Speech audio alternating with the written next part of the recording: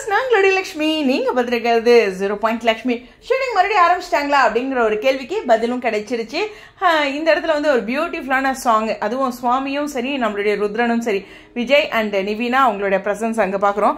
Location புதுசாக இருக்கா, இந்த லொக்கேஷன் நம்ம பார்த்தது இல்லாத மாதிரி இருக்கே என்னன்னு தெரியலையே அப்படின்ட்டு இருக்கு. ஆனால் சமீபமாகவே ஒரு 2-3 எபிசோடாகவே டிஃப்ரெண்ட்டான லொக்கேஷனில் இருக்க மாதிரி தானே இருக்குது இல்லை? நீங்கள் அப்படி தான் நினைக்கிறீங்க. எல்லாமே பசு வீட்லேயே நினச்சிட்டு இருந்தேன். எத்தனை நாளைக்கு பசு வீட்லேயே ஷூட்டிங் போகும்?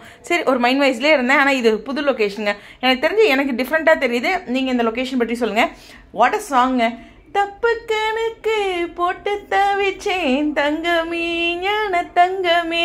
ஸோ ரொம்ப ஒரு ஃபேவரட்டான சாங், எல்லாத்துக்குமே பிடிக்கிற ஒரு சாங் லிஸ்ட்டில் இந்த சாங் இருக்கும். நம்மளும் முணுமுணுக்கிற ஒரு சாங் அடிக்கடி இல்லையா? ஸோ அந்த மாதிரி ஒரு விஷயம். ஸோ ரொம்ப அழகான இந்த பாடலை அவங்க வந்து வைப் பண்ணி, அதாவது ஒரு பாசிட்டிவ் வைப்பில் தான் அவங்க பாடுறாங்க.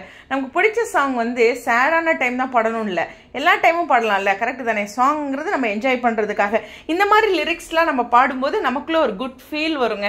இனிமேல் ஹாப்பியாக ஒரு 2-3 பேர்த்து கூட பாடும்போதே ஒரு நல்ல வைப் இருக்கும். ரொம்ப அழகாக பாடியிருந்தாங்க. மீண்டும் லொக்கேஷன் டிஃப்ரெண்ட்டாக இருக்குது, அதை மறுபடியும் பதிவு பண்ணுறேன்.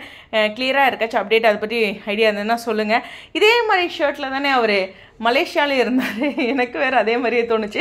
எனிவேஸ் இது இங்கே ஷூட் போயிட்டுருக்கு. ஸோ ஷூட்டிங்கில் இன்னொரு கூடுதலான விஷயம் பாருங்கள், நிவின் வந்து இந்த தடவை நிறைய ட்ராக்கில் வராரு.